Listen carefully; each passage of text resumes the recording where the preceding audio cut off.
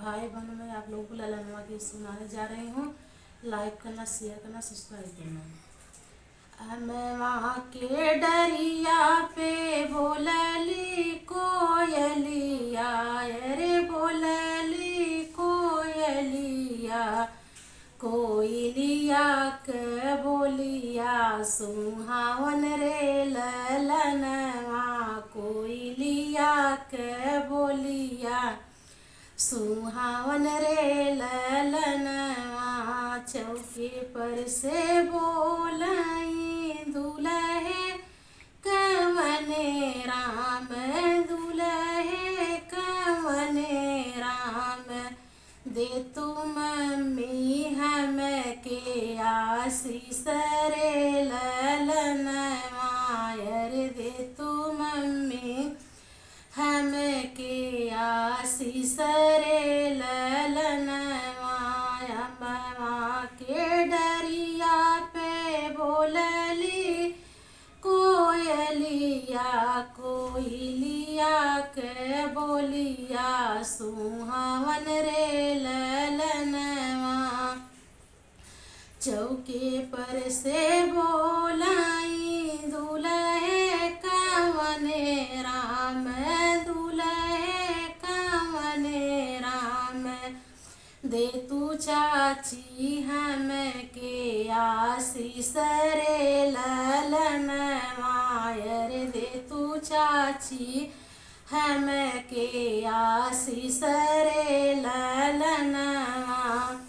अम्मा की नैया बेटा तो है मुझे बहूर, महुआ की नैया कूच कूच रे ललनवा, रे महुआ की नैया कूच कूच रे ललनवा।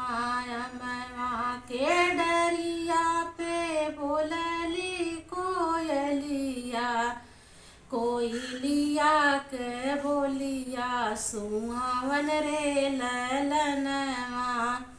चौके पर से बोलाई दुल्हे कवने राम, दे तू भाभी हम के आशीष रे ललनवा, रे दे तू भाभी हम के आशीष रे ललनवा। अम्मा की नैया भैया तो हैं मुझे बहूर, महुआ की नैया कूच कूच रे ललनवा, रे महुआ की नैया कूच कूच रे ललनवा। अम्मा के डरिया पे बोलली कोयलिया, कोयलिया के बोलिया सुहावन रे ललनवा। चौके पर से बोलाई दुल्हे कवने राम, दे तू दीदी हम के आशीष रे ललनवा।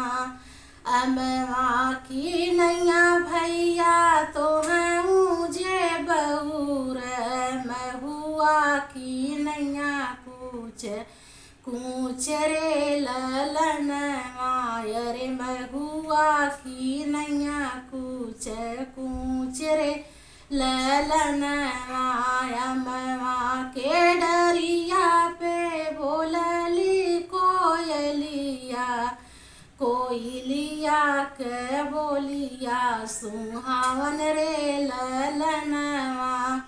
भाई बहनों, मेरा गाना आप लोग लाइक करना, शेयर करना, सब्सक्राइब करना।